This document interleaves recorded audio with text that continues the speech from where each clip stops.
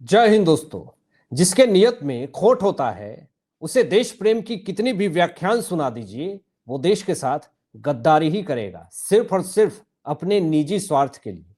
कपिल सिब्बल ने उदयपुर फाइल्स की रिलीज पे रोक लगाने के लिए कितने प्रोपोगेंडाएं रची, सुप्रीम कोर्ट से लेकर के तमाम कोर्ट में जाकर के गुहारें लगाई, सेंसर बोर्ड के तरफ से कितने कट लगाए गए, यहां तक कि कपिल सिब्बल उदयपुर फाइल्स खुद बैठ करके देखे, लेकिन उसके बावजूद भी सुप्रीम कोर्ट से कोई राहत नहीं मिला कपिल सिब्बल को।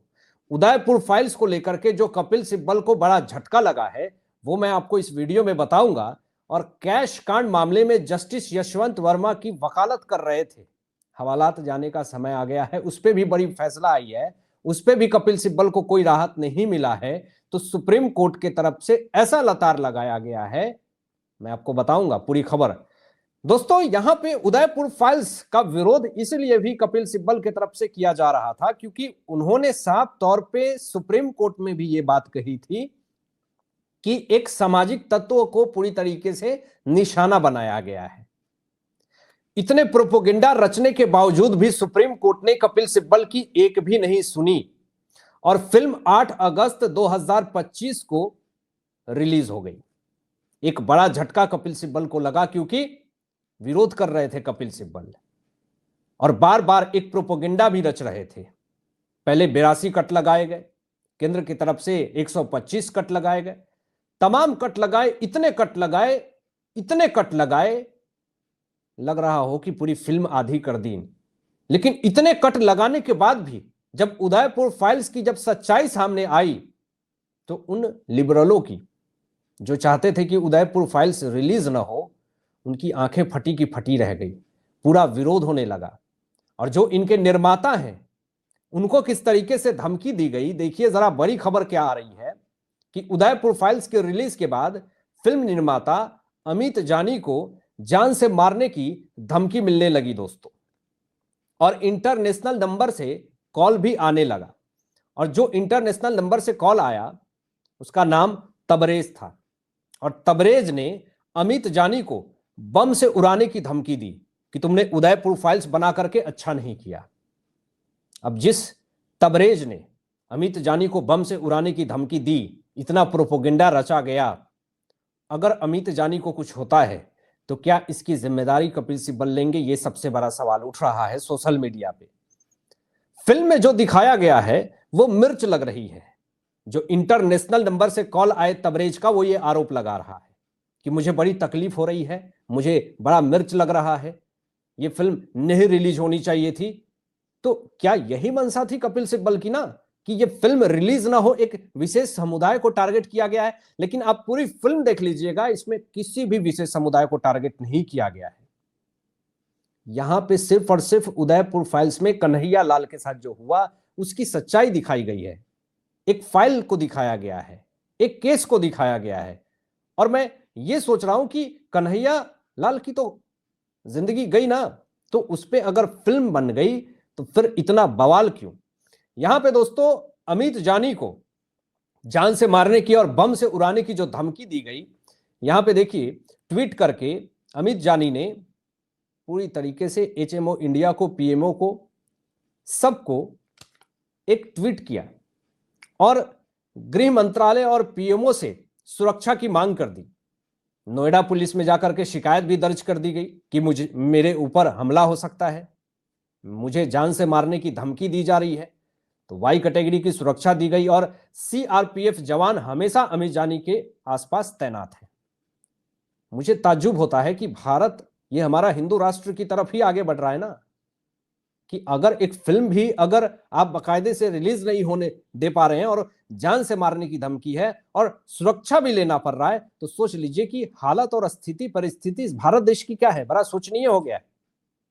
और देखिए जो तबरेज, जो इंटरनेशनल कॉल से बम से उड़ाने की धमकी उदयपुर फाइल्स के निर्माता अमित जानी को दे रहा है, वो कह रहा है कि गृह मंत्रालय में तेरी शिकायत करूंगा। बड़ा ताज्जुब की बात है।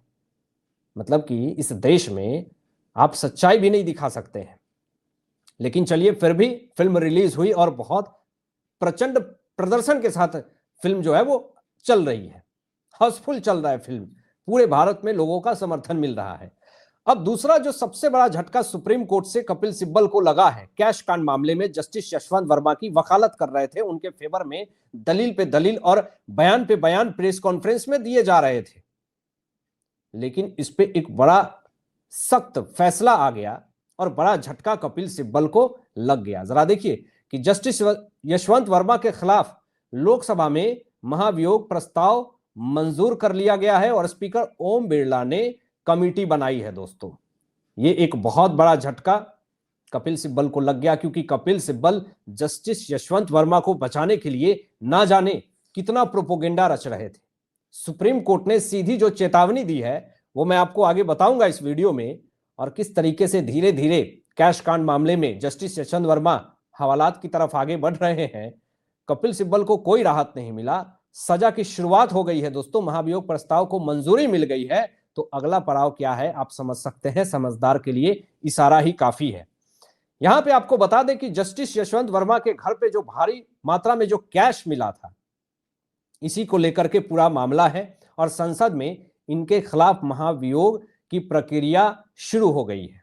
इसके बाद से कपिल सिब्बल जो हैं वो दे दनादन बयान पे बयान दिए जा रहे हैं। एक बड़ा झटका लग गया कपिल सिब्बल को। इन्होंने उम्मीद नहीं करी थी कि संसद में महाभियोग की प्रक्रिया शुरू होगी। लोकसभा स्पीकर ने 3 सदस्यीय कमेटी बनाई है दोस्तों, जिसमें कि 2 जस्टिस और 1 सीनियर एडवोकेट है। उसके मैं नाम भी आपको बता देता हूं कि जो 2 जज हैं उनका नाम जस्टिस अरविंद कुमार है और दूसरा जो जज हैं वो जस्टिस मनिंदर श्रीवास्तव हैं और वरिष्ठ वकील बीवी आचार्य हैं। इनको कमान संभालने के लिए दिया गया है कि जस्टिस यशवंत वर्मा कैश कांड मामले में आप जांच कीजिए। और उसके बाद जरा देखिए कि स्पीकर ओम बिरला ने साफ तौर पे कहा है कि मामले पर गहन जांच जरूरी है। पद से हटाने के अनुरोध पर जांच समिति बनाई गई है। यानी कि ओम बिरला ने पूरी तरीके से समिति बना करके ये कपिल सिब्बल को भी और जस्टिस यशवंत वर्मा को भी करारा झटका दे दिया है। एक बड़ी खबर ये सामने आ रही है। ओम बिरला जी ने साफ तौर पे ये स्टेटमेंट दिया कि समिति जांच करेगी कि जस्टिस यशवंत वर्मा को पद से हटाना है कि नहीं हटाना है, उन्हें इस्तीफा देना है या नहीं देना है, या फिर जो 3 सदस्यीय कमेटी जो बनाई गई है जो जांच करेगी जस्टिस यशवंत वर्मा के कैश कांड मामले में, वो तय करेगी कि जस्टिस यशवंत वर्मा के साथ क्या होना चाहिए, आगे इनके ऊपर क्या कार्रवाई होनी चाहिए। ये 3 सदस्यीय टीम जो 2 जज और 1 एडवोकेट हैं वो ये फैसला लेंगे कि जस्टिस यशवंत वर्मा के साथ आखिर क्या होना चाहिए। कैश कांड मामले में जो सुप्रीम कोर्ट से दोस्तों बड़ी खबर आई, जरा देखिए कि सुप्रीम कोर्ट की इस जांच कमेटी ने जस्टिस यशवंत वर्मा के खिलाफ आरोपों को सही पाया है। अब आप इससे समझ लीजिए कि इससे जस्टिस यशवंत वर्मा के साथ क्या होने वाला है। महाभियोग प्रस्ताव की मंजूरी अगर संसद में मिल गई है और जब यहां पे जो कमेटी ओम बिरला जी के तरफ से बनाया गया, इस प्रस्ताव को सही करार दे दिया, इस समिति को सही बता दिया सुप्रीम कोर्ट ने, तो जस्टिस यशवंत वर्मा को एक करारा झटका। कपिल सिब्बल को कोई राहत नहीं सुप्रीम कोर्ट से। बड़ी उम्मीद थी कि सुप्रीम कोर्ट राहत देगी, लेकिन कोई राहत मिलता हुआ नहीं दिखा। अब यहां पे ओम बिरला जी ने साफ तौर पे ये कहा कि अब जो 3 सदस्यीय जांच कमेटी जो बनाई गई है, 2 जज और 1 एडवोकेट की, अगर जांच में रिपोर्ट आते हैं और वो रिपोर्ट में जांच बिल्कुल सही पाया जाता है तो संसद में वोटिंग होगा। लेकिन उससे पहले देख लीजिए कि जस्टिस यशवंत वर्मा को लेकर के 207 सांसदों ने पहले भी प्रस्ताव का समर्थन किया था और अब इसके बाद तो और समर्थन मिलने की प्रक्रिया शुरू हो गई है। यानी कि बड़ा झटका जस्टिस यशवंत वर्मा को लगा।